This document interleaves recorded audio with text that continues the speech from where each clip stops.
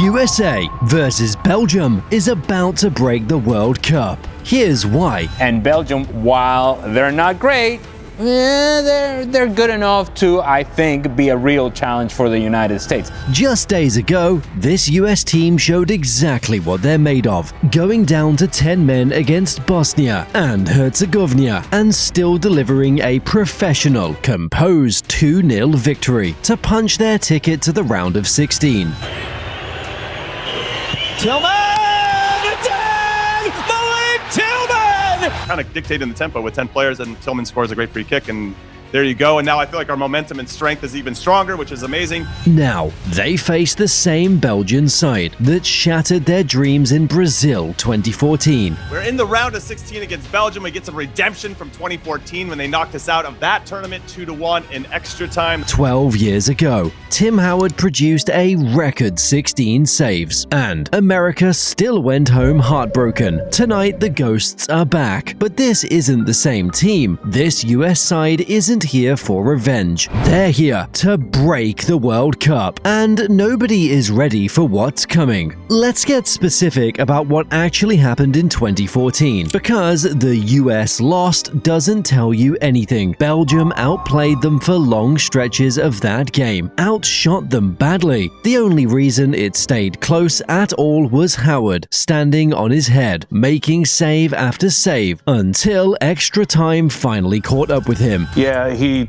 as we say, we use the term all the time, he stood on his head, right, in that match, and it was one after another, where he kept them in the game to a point where we actually had a chance to win the game, right, in a moment. But yeah, it was incredible and should always be remembered as the best goalkeeping performance for sure that we've seen in the U.S. jersey. Kevin De Bruyne scored. Romelu Lukaku scored. Game over. That U.S. team, Dempsey, Bradley, Howard, that whole generation never got another shot this deep again. The loss just sat there. Nobody got to answer it. Now it's 2026. New generation. New coach in Mauricio Pochettino. And somehow in a tournament with 48 teams, the draw hands the US this exact same opponent at basically this exact same stage. You can't write that. Here's what's actually at stake, and it's bigger than revenge. The US has never won 2 knockout games in a row at a World Cup. Not once, not ever. Beat Belgium here, and this becomes the deepest run since 2002. That's the real number that matters. And look at where both teams are standing right now, because it's almost a mirror image of 2014. Flipped. Belgium's golden generation. De Bruyne, Lukaku, the guys who broke American hearts in Brazil. They're on the back end of their careers now. Legs aren't what they were. This is likely their last World Cup together. Meanwhile, the US is walking in with a golden generation of their own. And they're not fading. They're just getting started. Pulisic, McKennie,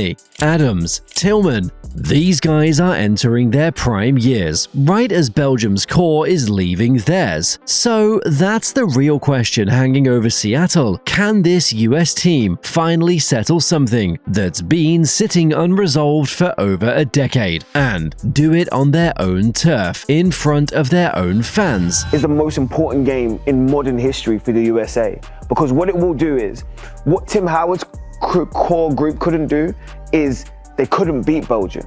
They couldn't beat Belgium no matter how excellent Tim Howard was and whatever it was that performance, they didn't cross the line. By beating Belgium, because I've said it and I'll say it all week, the USA is a better team than Belgium. To answer that, you can't just look at the history, you have to look at how each team actually got here, because the road tells you everything about who's dangerous and who's just surviving. Start with the US against Bosnia and Herzegovina, because this is where you saw the difference. First half, the Americans dominate. Following Balogun gets the breakthrough right before half-time, tracking back a deflected ball and finishing it under the goalkeeper, 1-0. Then, Malik Tillman comes up in the second half with a free kick that dips over the wall and in. Technique that honestly ranks with anything in US national team history.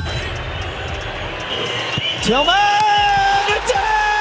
Malik Tillman! I think that style of free kick is difficult, but that's really at that close of a range, that's the kind of style you have to hit it with the inside of your foot and almost like your toe is kind of slightly 2-0 final. But here's the part that actually matters more than the scoreline. Balogun gets sent off. I don't think it was a red card because his foot has to go to ground at some point, right? And he's not looking where he's stepping.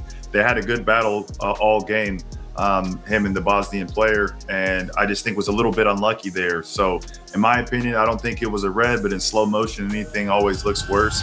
Red card, straight up, and it rules him out for Belgium. I don't think it was the correct call. I think a yellow card would have been fair, just due to it not being intentional, and also, you know, there's not many places I can place my foot in such a scenario. And the discourse around that call got loud fast, because people immediately pulled up the Messi incident against Algeria, a nearly identical challenge that never even drew a yellow. Same action, completely different outcome. You've seen other instances. I think Messi was in a game and stepped on the back of somebody's leg accidentally as well. So, and that wasn't given.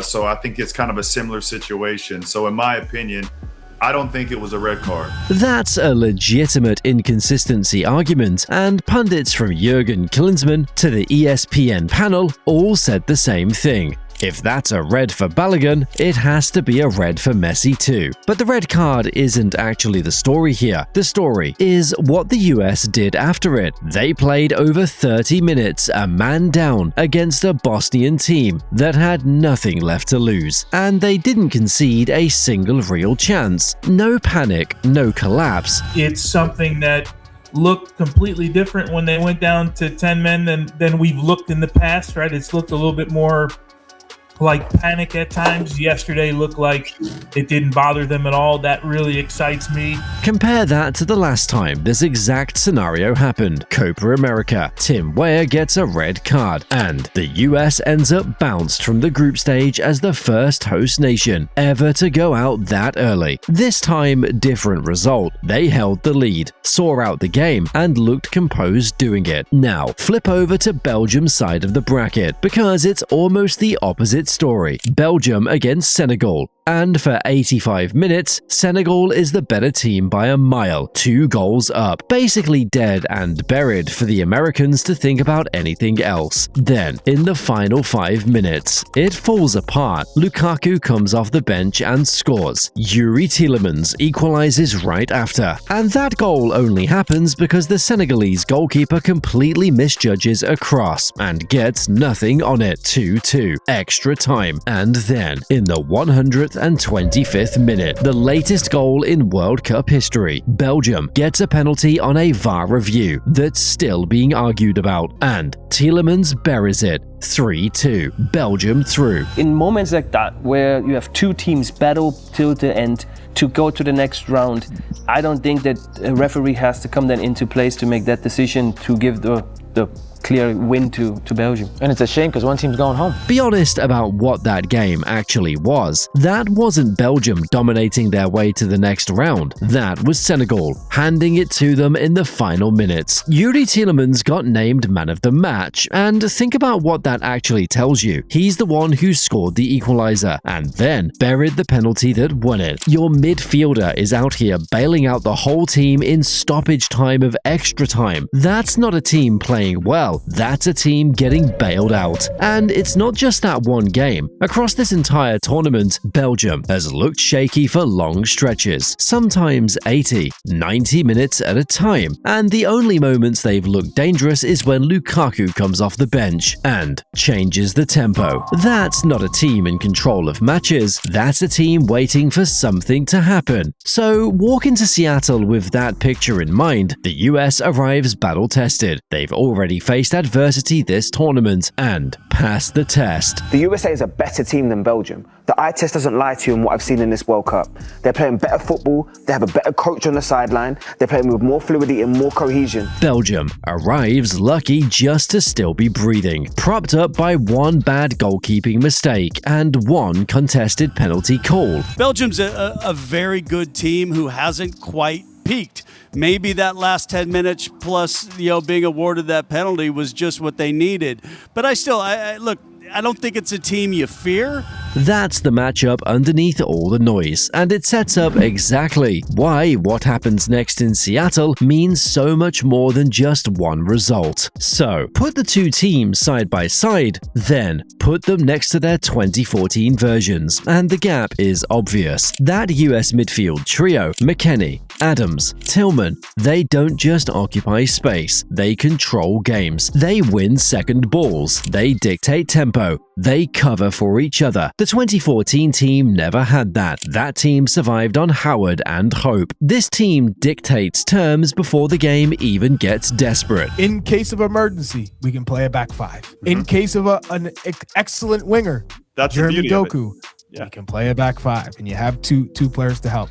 So I think the way that we've just been able to flip the script in a matter of a couple of months is damn near short of a miracle. Losing Balogun still stings, no way around that. It's a massive blow, and for all the reasons I was saying before about Flo and his importance and just this self-confidence that he has, he's in the form of his life. But look at who's stepping in. Ricardo Pepi's been in form for months, getting real minutes, and Pochettino's built this squad on a next man up mentality that flat out didn't exist in past US setups. I think Ricardo Pepi, if you've never seen him play, it ain't going to be Flo Balogun, but you're still going to get that goal scoring, just confidence in the final third. He's a runner in behind, much like we saw with Flo, but he's got this defensive work rate that is going to be so much needed against Belgium. Past teams lost a starter, and you felt the panic in how they played. This group loses its top scorer days before a World Cup knockout game, and the conversation is still about whether they can win, not whether they'll collapse. Now, look at Belgium, and the identity problem is right there in front of you. This isn't the counter-attacking wrecking ball that broke American hearts in Brazil. That team had legs, pace, guys who could hurt you for 90 minutes straight. This version of Belgium is nowhere near that version of Belgium. And I do think that there are certain things that the United States can exploit.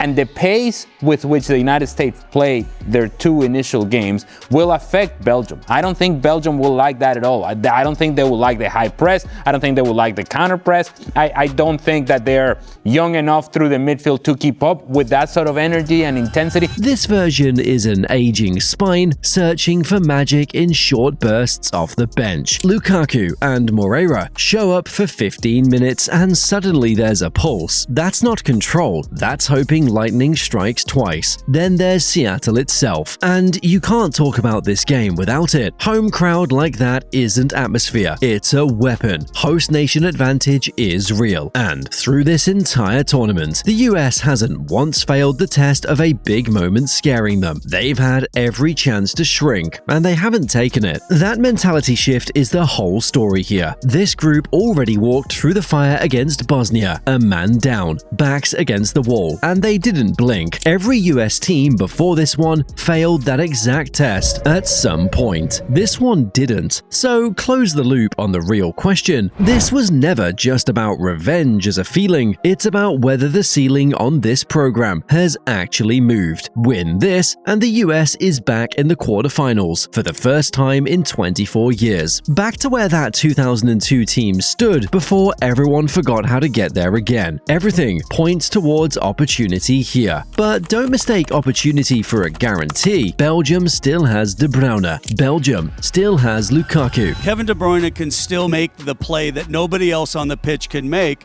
and clearly Lukaku can still come off the bench and put the ball in the back of the net. Belgium still has Courtois. One mistake, one lapse in concentration, and either of them can turn a routine 90 minutes into a nightmare that undoes everything the US built to get here. But I look, I don't think it's a team you fear, but it's also a team you have to extremely respect, because on their day, they can be, a very, very difficult opponent. This game decides something bigger than a scoreline. It decides whether 2014 was one bad night or the start of a pattern, and whether this US generation is actually built different or just talks a better game. One match, one city, one shot to finally close the book on Brazil.